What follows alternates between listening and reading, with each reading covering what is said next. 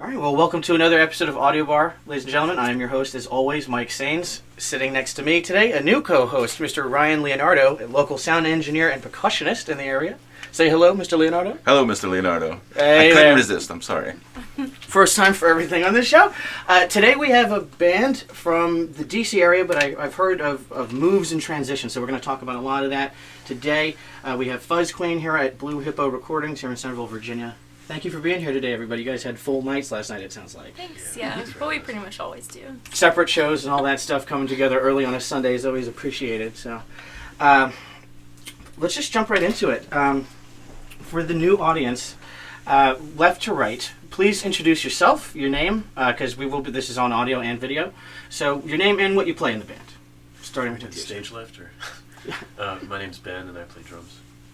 I'm Clinton. I play bass. I'm Erin. I play guitar and keys and sing. And I'm Chris. I also play guitar. Sometimes I play keyboards, very, very inexpertly. And I do vocals as well. Excellent. Well, tell me about FuzzQueen. How did we get here today? The history of the band, and what is the sound of FuzzQueen? How would you describe this band to our audience? Well, let's start with the history question, because although FuzzQueen's a really new band, we're really only a few months old. We actually have a pretty long history together. Yeah, about 4.5 years? Yeah, and most of that was spent on the road.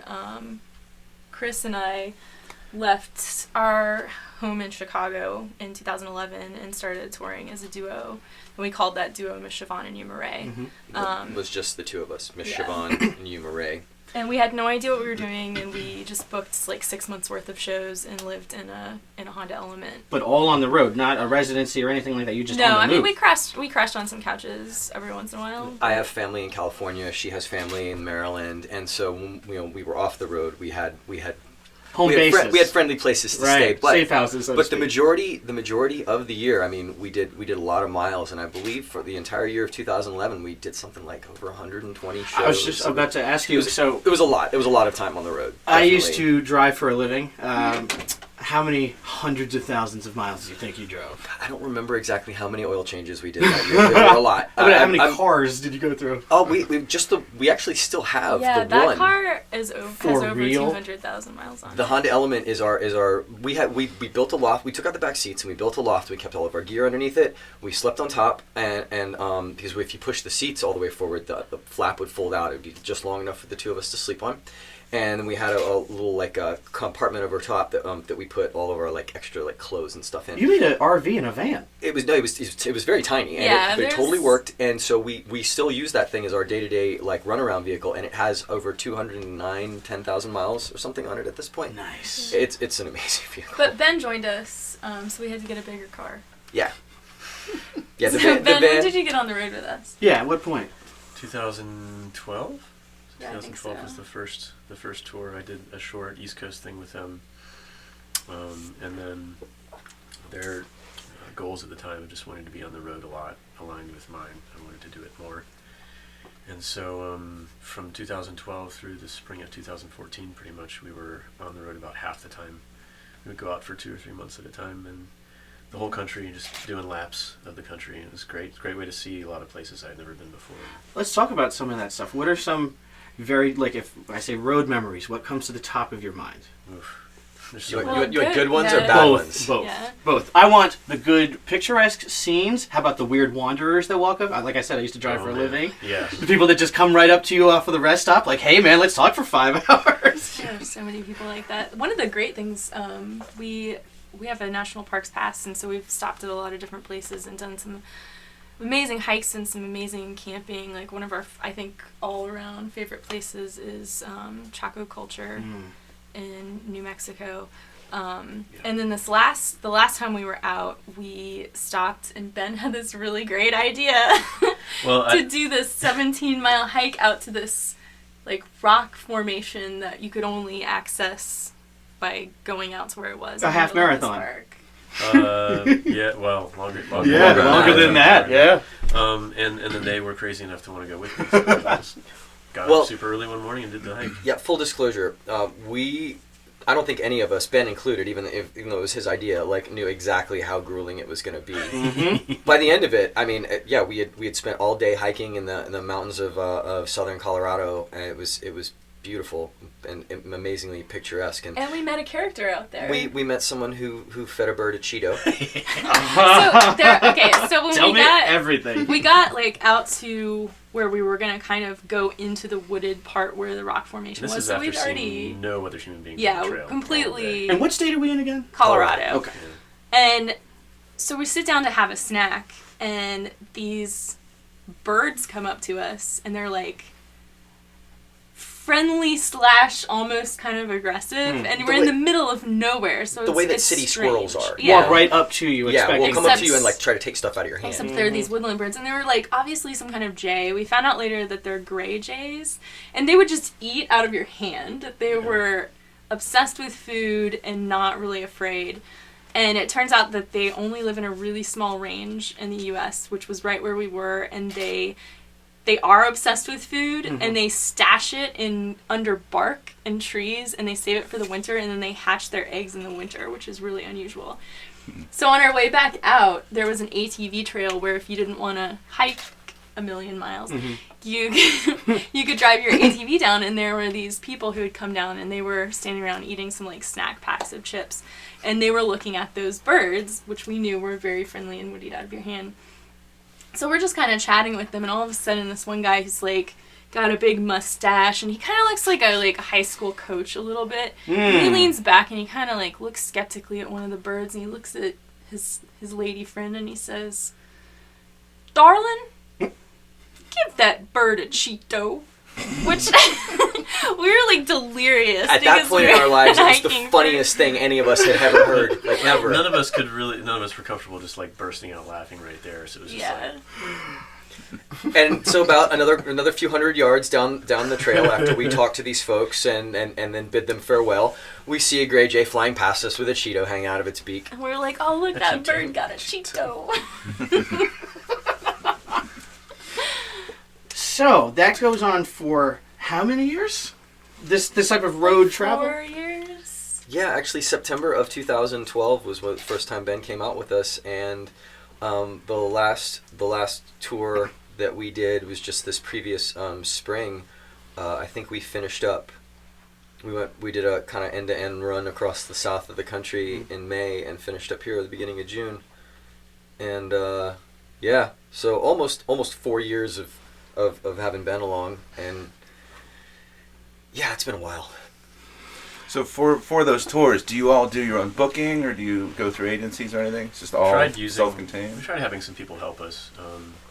It's one of those things, a lot of musicians have heard this, is that, you can't really get a booking agent until you don't need a booking agent. Yeah. Right. A lot of folks who are really good at it and worth hiring aren't really interested in starting over with a new artist. They'd rather work with an artist who's laid some of their own groundwork. So we found that, we did have somebody help us book, I think, part of the Northwest. Yeah, first time we ever played in 2013. Washington State and Idaho. It wasn't terrible, but it wasn't great either, and just eventually, Chris and Aaron do most of the booking. Gotcha. I've done a little bit of booking around here since I'm from here, but Self-sustaining though, for the most part. Yeah, and it's something that we kind of learned as we went along. I mean, the first year I just sat in our apartment and booked out 6 months and knew nothing about any of the places. But the more and more you travel, you meet people, and sometimes you roll into town and somebody will say "Well, you should have played on the other side of town." And you're like, "Wow, this town's only got 4 streets in it." But we didn't know that. We'll know next time. So you learn as you go along. Right. And the biggest thing is meeting other musicians and befriending other musicians. Because the best shows that you end up playing, you can get a lot of money gigs where you're just playing for 3 hours or something in a winery or something like that. But the best, most fun and most rewarding gigs are when you can hook up with local bands and maybe even come back and play with them multiple times, and they come play with you wherever you're based. Do you consider this band of a local scene? You sound relatively mobile all the time. Well, that brings us up to date with Clinton joining us, and we were living in California when we were off the road until a few months ago in the summer, and we decided to relocate to Washington, D.C., which we both lived here before. I went to University of Maryland, and we met here in '99. where we were living in California, it was like paradise, but it was also it's just a tiny little sort of kind of sleepy town that's not really rural, but not very population dense, and that consequently means it doesn't have as much of a local music scene for a band like ours that plays originals to be a part of. We came back here.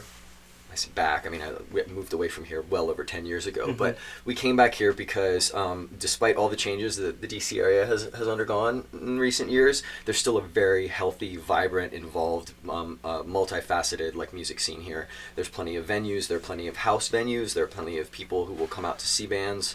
And it's also closer to other cities, so traveling out of the area, right up 95. Yeah, to play like Richmond or Baltimore or Philadelphia or whatever. You're not losing it all on just gas money to get there. Right. Well, and Ben lived here too, so that was a big thing. So to answer your question, yeah, we're a local DC band now, and it's our first time being a local band. What does that feel like, being received by a scene, like planting your feet and growing roots someplace? What does that feel like as opposed to being on the road for 4 years? It's really different. I think that what I was just talking about earlier, as far as like making connections and helping bands out and figuring out that that's a way, because there are some people who get out on the road and are kind of like, we have to like do everything for ourselves and stick up for ourselves and screw other bands, and that's just really not the best way to operate. So I think that learning about making those connections and networks is something that lends itself to being in the local scene here. And it felt good because we grew up in the music scene in this area, and we're influenced by a lot of the bands here and played in bands here. And DC has, I feel like you don't really realize it until you leave, but DC has something really unique, both in its history of a music community and also in its current form. Yeah, the historic U Street, the scene, the jazz, Bohemian Caverns, which recently just closed, but also this rich, what I've been calling on the show, a gumbo of just, we had Black Masala, which is Balkan music. We've had jazz and soul bands, and this is our first straight up psychedelic band, and it's all just this interwoven tapestry, and it all fits together, and everybody plays with everybody. I've seen several of you out, playing shows, not in this version, so it all weaves together. And have you guys been able to, establish relationships with specific venues? Do you consider any certain place to be a home base around here right now? Well, I don't think so. A lot of the bands that I used to play in played Iota Club and Cafe a lot, and I still really love playing Iota. But I don't know that I would say this band has necessarily found a club that's like our home base. One of the cool things about finally being a local band is that before we had befriended a lot of bands on the road, but they knew that we were always on the road, and so maybe we had friends in Louisville, maybe we had friends in Chicago, Austin, wherever, Nashville, but we wouldn't get asked to play shows ever because the chances were it wasn't going to work out with our routing. We had to book all of our own shows. And since Chris and Aaron have moved to DC, and people have found out that we're local, we've gotten offered 1 or 2 shows a month. Sure. Since we've been here. It's been like really sort of like we've been kind of just like we're super flattered, So we're still like playing. So to kind of actually try to answer your question, sure. Not yet. But there's still a lot of venues. Like I just played with a different band, Slash Run, up in the Upshur neighborhood in DC. Or I guess technically Petworth, but that's like kind of the edge, eastern edge of Petworth. And that's a great club that I had never played before. Well, that and like I love how many house venues there are. Yeah. I like playing house shows a lot. Let's Actually, talk I about just that. hosted a house show at our house last night. You guys have a band house, is that correct? Yeah. Yeah, Ben's been living there for 4 years. Clinton's lucky enough to not live there, but Clinton has like a real job. He visits when he gets to go home. That's right. If I may touch on that, how do you guys play in a band together and live together and not kill each other? There it is. It's funny. That's How do you do it? What's your secret? That's a question that we used to get a lot, just because people would be like, "You're married." How, Because we're a couple, how do you spend like all that time together? Sure. And And make that work. And, Let me go ahead and just ask that same sort of question. Like, how does this all function like that? and I think it's like a very similar thing. I mean, it takes some work, but like I think that we have common goals out of it, so we're always sort of able to keep that focus. Okay. I mean, Right on. You know how You they, know, they say that like making a relationship work takes like sacrifice and compromise, Mhm.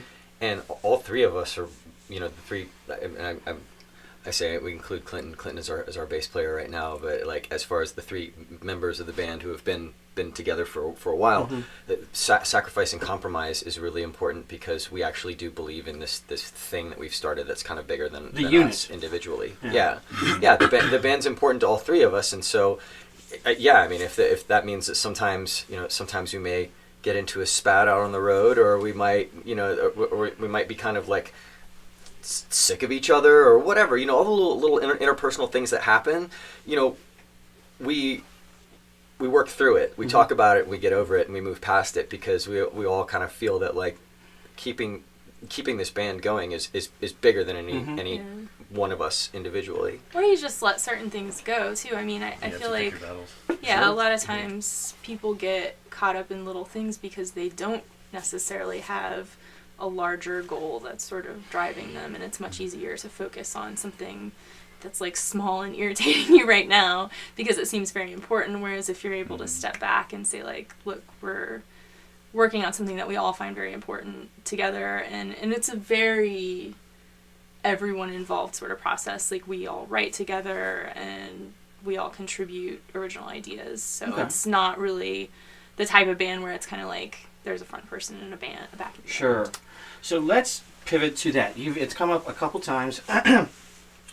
The songwriting process, the sound of the band, you guys all do it together, and you live in a house together. I mean, like, what is the creative process like for you guys? Like, does the creation come out of like little spats? Have you ever had a fight and like all of a sudden there's a song that comes out of it or something like Sure. that? Is that how it actually Well, works? I mean, we've had personnel shifts like any band that's been together for a while, and definitely some of the stuff that I've been writing lately, it has directly to do with that.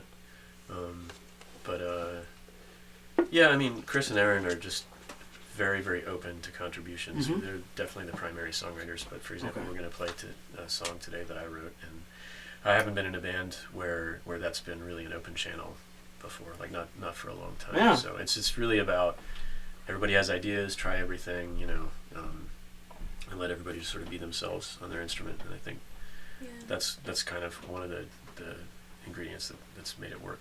There's definitely lively debate that comes up Right. when we're talking.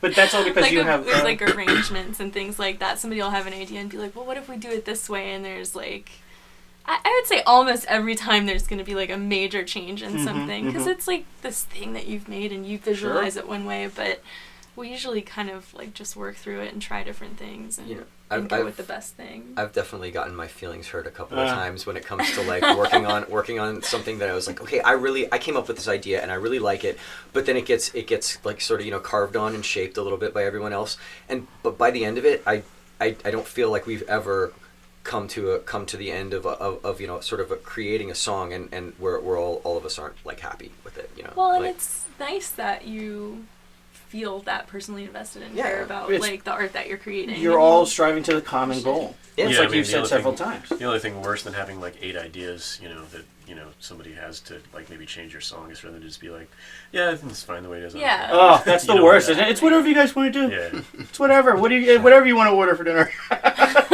I'm just gonna I don't complain know, about honey. it What later. do you want to do? Yeah, that no, doesn't sound no. conducive to good songwriting. No, it's not good. It's not good for relationships, band or otherwise. Yeah. Yeah. So, what are the common goals of FuzzQueen? You've said it several times. You guys have all gotten over yourselves to work towards the common goal. What is that with this band? I think it's just to make our lifestyle where we're able to create the music that we want to create and present it sustainable for as long as this project is something that we all really want to put a lot of time and energy and life into.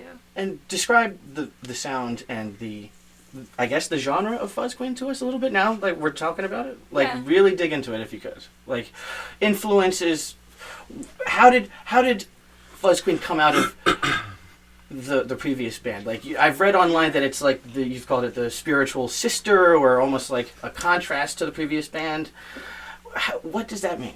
Well, I think for us, it seems like a very logical growth, but I think that for an outside listener, it might not be as much. And especially, we live in a time where marketing is very precise. Oh, sure. And so image a lot of times precedes the actual art I hate that's how that being happens. presented. Yeah. All the time I'll read a description of a band and be like, wow, like I have an idea of what that's going to sound like Sure. when I listen to it. And I'm like, that's not at all what it sounds like. It's This- just like how they dress. That's and essentially stuff. my job at this place. You know, you think you know what you're going to get, and then you sit down and you're like, well, that's not what I was expecting at Yeah. all. So, So for us, I mean, we all have a ton of musical influences. I feel like this is a band that I definitely couldn't have been in, and I couldn't have been writing the stuff I'm writing now when I was much younger, because I was more worried about what does the music I listen to say about me, and where, you know, what genres do I really love. how will it be perceived? Right, whereas now I've got, like, you know, this huge just mental library of all kinds of music that I love, and all of that stuff has great worthy parts to take out of it to influence you. So I mean, our old band and this band, I think, have a lot of similar influences as far as like indie rock, like 90s rock, and then like more stuff from like the 60s and 70s, both in folk and rock, as well as even like some country. I guess the most succinct way that I think I can put it to anybody, if they're like, well, what do you sound like? It's like, okay, well, what do the first 4 Led Zeppelin albums sound like? They're a rock band, right? Led Zeppelin's they're like the biggest, greatest rock band of all time. Right. But when you actually get down to it and listen to those records, Right. you're like, wow, okay, this is a really heavy, like sludgy kind of number, and it's preceded by this like old-timey, almost country ballad. Tolkien references. Yeah, and then like, and you go from start to finish on a Led Zeppelin record, and what you realize is you've got 8 songs that are really only bound together by like a common voice. That Robert Plant's voice is very, very distinct and recognizable, but the music goes all over the map, and I feel like when we're at our best, we're doing things like that to creatively challenge ourselves and our listeners. You know, we try to draw from as many different musical places as we can and still try to make it sound like this psychedelic rock and roll band that we call FuzzQueen. Well, and then we write about a lot of different things too. I mean, we Give write... me a for example for that. The things you write about. Yeah, I mean, 2 of the songs that we're planning on playing, one is called Election Year Blues, and the other, Willing Girl. Both of those songs are definitely outside of the sort of usual realm of like rock love songs or non-love songs. I mean, Election Year Blues deals with sort of just people's general feeling of disenfranchisement.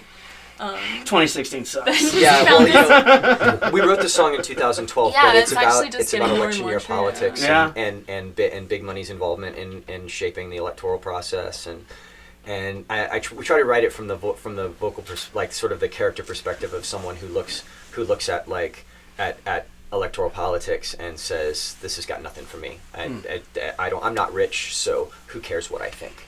Ben Yeah. just found this amazing chart yesterday that showed sort of like how much policy actually changes based on regular people's opinions of what they want to see change, and the graph was like completely flat. Yeah, Like, nothing versus a changed. lobbyist out of Potomac who makes No, rich people. Just Yeah, wealthy yeah, people yeah. in general.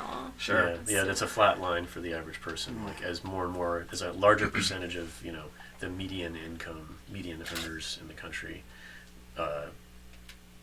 decide that that's an issue they support. Okay. There's absolutely no indication that the policy will change, that the government will change policy. But when you take, for example, like a percentage of people above a certain income bracket, the more of them that get on board with a certain policy change, much more likely, the line goes like this, much more likely that the policy will get enacted. Yeah, it's just like, I mean, just for example, the crack cocaine epidemic or the AIDS epidemic, nobody really did anything in the 80s until it was affecting rich white people. And Yeah. Well, similar to the heroin epidemic now.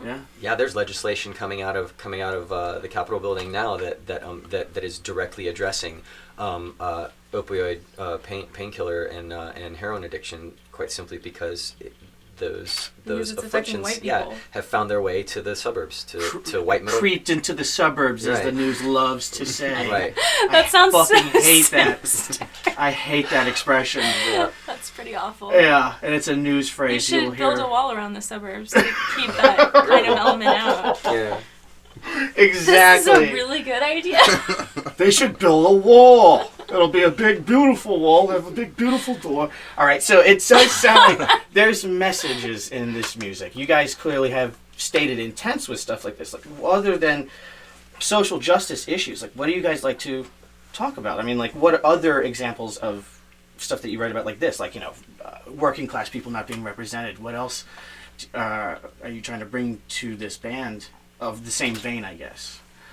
Like protest songs, social awareness, Yeah, that kind of thing? To a certain extent, yeah. I mean, I kind of touched on the idea of what marketing for music is like right now, and I feel like that's really affected people's willingness to speak out on certain topics, just because people are afraid of not appealing to a wide base. It's not good Yeah. for or your offending brand. people. Yeah. Well, you could possibly offend someone, and that could diminish your potential market.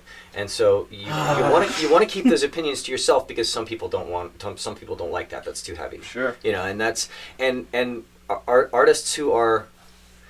There's some artists who genuinely, like their goal is to gain as much mass appeal as possible. Mm-hmm. Yeah. But then there are some other artists that I think that have that constant state of low level panic that they're trying really hard to make a career for themselves, and so they really do genuinely worry about offending people. And so when it comes to perhaps expressing an opinion, they might keep it to themselves.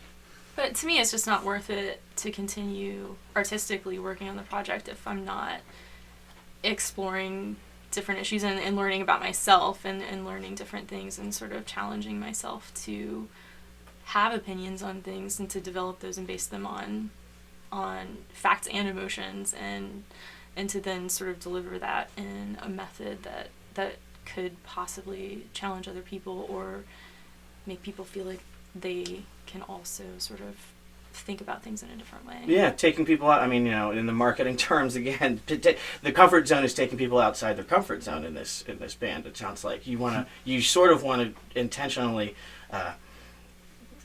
give something people aren't going to expect necessarily. Yeah, I mean, I think we've Well, it's always not for kind shock of value. It's Yeah. definitely- Exactly, it's not just performance. Yeah. but we've always kind of like challenged that idea of like genre and things like that, and we're just, I don't know, there's too much to explore out there. There's no reason that it shouldn't be explored musically. I spent a lot of time in my sort of what I'm going to say formative years musically. When I was about 15 years old, I discovered, not living in the DC area at the time, I discovered Fugazi. Band that had a huge impact on my life, both as far as my opinions about music, but just my opinions about opinions. Right. Is that I remember reading an interview with Guy saying that he felt that hardcore got stale and formulaic, and that he felt that what they were trying to do with their band was continually push creative boundaries. He was like, I believe. I'm paraphrasing here, but he just basically said something to the effect of like, it's like if ever there's anything that feels comfortable, then fuck that. I want to destroy that and push past it. And I guess that made such an impression on me that like I've always kind of held anything that I'm doing up to that standard. Like, do I feel like I'm challenging myself? But that's really good, though. You had a point of reference very early on, and like that's what you wanted to get to, and it sounds like you still do. Yeah. Strive to get. I wouldn't feel I don't want to speak for everybody in the band on this, but Sure. this is something that I just has always sort of driven me, is that like if I'm getting comfortable musically, is that a good thing? I guess that's the question I always want to ask myself when it comes to being creative. Okay. Yeah. Clinton, I feel like in some ways you're the best person here to talk about what we sound like, because you're like the furthest removed from the beginning of it. Yeah, and I'm having a Simpsons moment. You haven't said anything. I'm like, the guy that hasn't said anything is going to do something really cool any second now. No. Silent Bob. Sorry, I can't live up to that hype. But no, I don't know. I don't know how to answer that except to say that I find it very interesting and fulfilling to be in a band where it's kind of like everything's on the table, nothing's off the table. You can bring any ideas you want. How did you meet these three? So I think it was in New York City.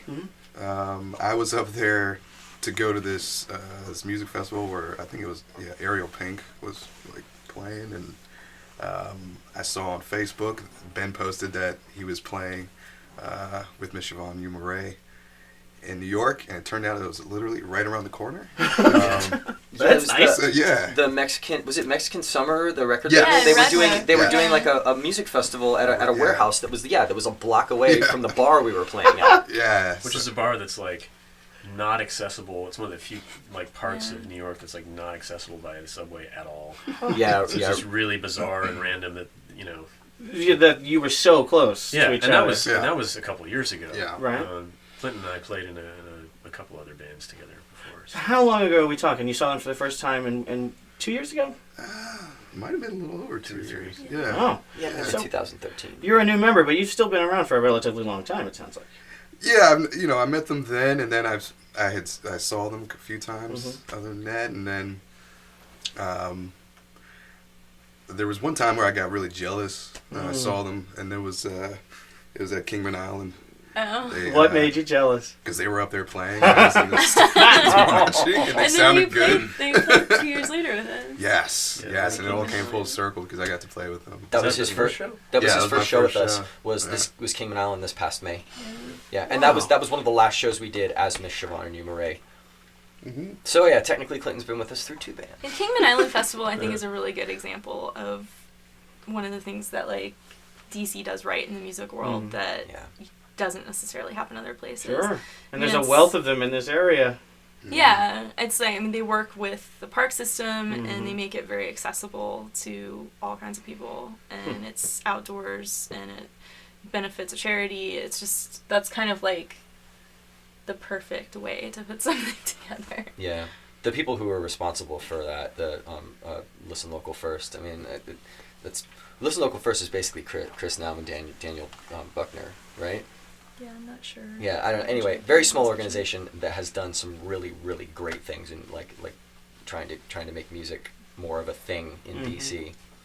But yeah, they put on a heck of an affair with that festival. It's a lot of people, a lot of stages, a lot of musicians, and they, because of where they hold it, they managed to make it a it's a suggested donation event, so it's not financially excluding people, I think But they're- like a collection plate. Yeah. I think they're involved with the Funk Parade too. I think. Yeah, Yeah. that's definitely theirs. All right, so all of this live stuff, you guys have a lot of experience touring on the road. Let's talk about laying this down on record. Do you have something coming out later in October, is that correct? We do. We actually worked on a set of songs almost 2 years ago now that Ben flew out to California and we holed up and finished writing all of these songs and then started the recording process. And it's been a long and involved one, and then it was all kind of put on hold because we decided to come back here and change our name. But it's a set of songs that we feel very strongly about and still really want to put out. So we're actually going to put out 2 EPs of that material, and the first one's going to come out October 22nd. Excellent. Does it have a name? It does. It's called Xenia, and it'll be Xenia 1 and Xenia 2. So Like the fashion designer, Xenia? it's Xenia. It's got the same root as xenophobia. Oh, okay. Oh, okay. And Yeah. it's actually an ancient Greek concept of welcoming strangers. And sort of the story behind it was that, a stranger could easily be a god in disguise, so you should be nice to them Yeah. I've heard this. in case you're punished for it later. But to us, and informing a lot of the songs on it, we felt like it was really relevant to sort of the global status of humanity right now. And there are a lot of themes of how we relate to each other as strangers and as people who know and care about each other, both on personal levels and on larger levels. Timeless but timely. Also, these concepts, especially for 2016. I mean, like we said before, this very rough year. It sounds like the idea of being open and inviting. That's very refreshing You know. It's like- Yeah, and it's strange that we did hang on to it for this long and worked on it this long, because I do feel like it's even more sort of like, it's more of a pressing issue now, Right. Than it even has been. In the Yeah, past whether you knew couple it would be years. or not. Yeah. Right. So, how many tracks are we looking at? I mean, like 5, 6 cuts on each one? 4.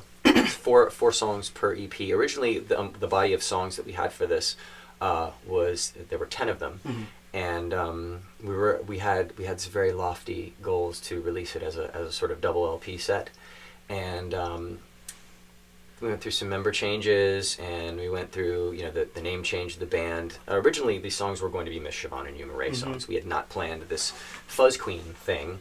Until much more recently, but we feel that with where we are now and the way that the records, the way that the songs sound, that releasing side 1 as the first EP and then side 2 of the second EP of what we have now cut down to just 8 songs, that it makes for a pretty good mission statement on who we are and what we sound like.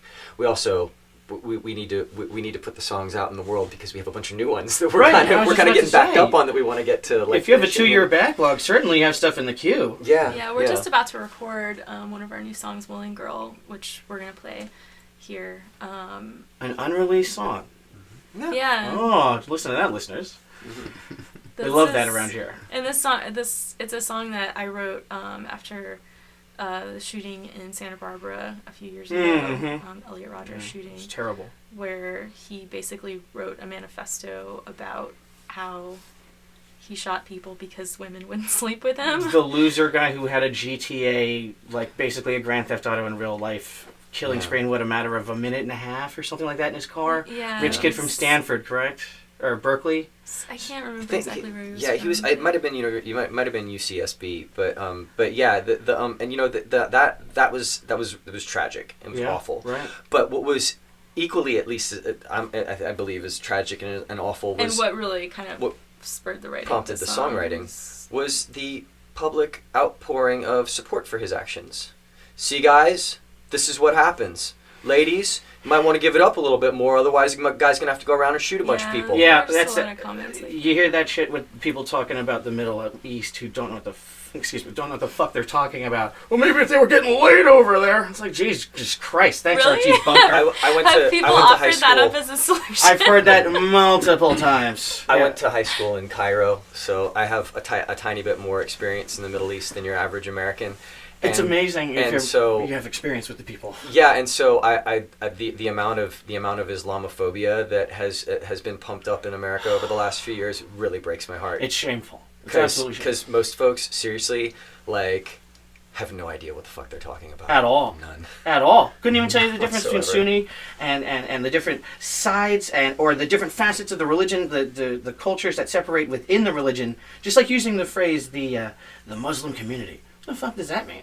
You know, like there's all these different nuances to it. Anyway, sorry, I can tell I'm really into this too. Yeah, and I think that goes back to the problem of not only like artists being afraid to speak out about certain things or to educate themselves on certain things and then like sort of deliver artistic statements about them, but like our education system and news system are often like that too, or it's like, why don't people know about these things? I mean, unless you went out of your way to educate yourself on something. And why do we have to go out of our way to educate ourselves? Why would you spontaneously have like a really good like nuanced concept of what's going on somewhere else? And we should. I mean, we should through like our culture should be one where people are learning and exploring different things, and not one where people feel closed off and afraid, and that's what they're being fed as well, is a steady diet of either be afraid or on this other side, like be convenienced and very comfortable and don't ever challenge anything and don't think critically. Mm-hmm.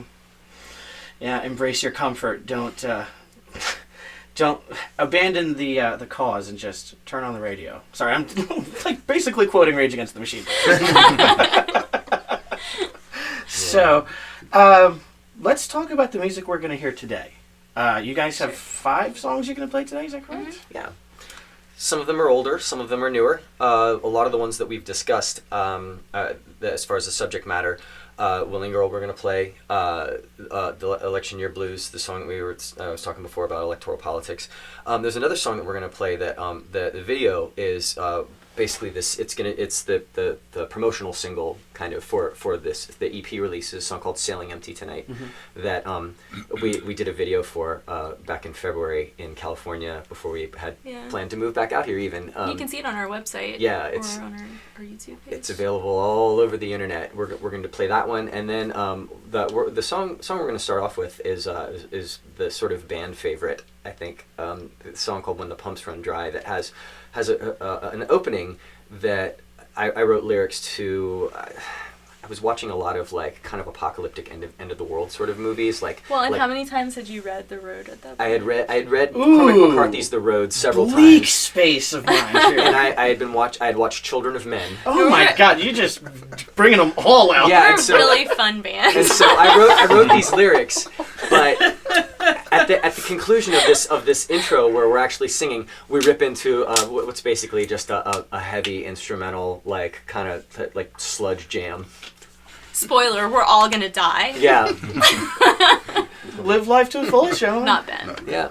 But so, what is on the horizon? Past the 2 EPs, you guys are gonna have a release party, I assume, for this album. Yes. Yeah, actually, there's gonna be a show on October 22nd at 16th Street House, Okay. and it's gonna be Fuzz Factory Presents, which is a house show series that we've just started running. We've had 2 performances so far.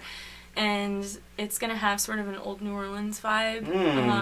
We're going to do sort of a multimedia experience with, there will be a visiting artist. Erin likes to throw a party. There will She's be really food, good at This it. sounds fun.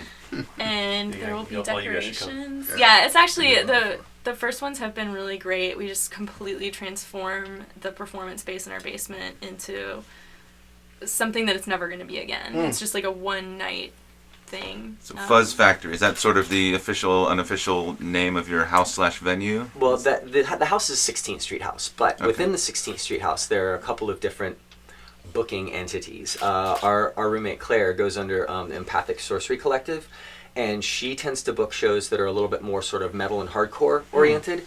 And so when the shows that Erin and I are curating, those are going to be the Fuzz Factory Presents shows. Right on. So Yeah. October 22nd, that'll be the next one, and that'll be when we release the first EP, and we're going to be playing with Caustic Casanova and Free Children of Earth. So it's going to be a really fun show. Yeah.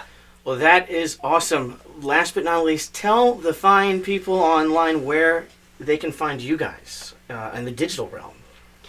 Easiest place to find all of our websites, all our social media. We have Instagram, we have SoundCloud, we have a YouTube channel and all that. But the best way to find all of that is just fuzzqueen.com.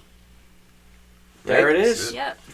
That's Well, I thank y'all for sitting in with us, and the only thing left to do now is play. So okay, we can do thank that. y'all very much for joining us. And thanks listeners, for stick having me. around. You're going to hear 5 songs coming up from FuzzQueen right around the bend. We'll see you guys in a minute.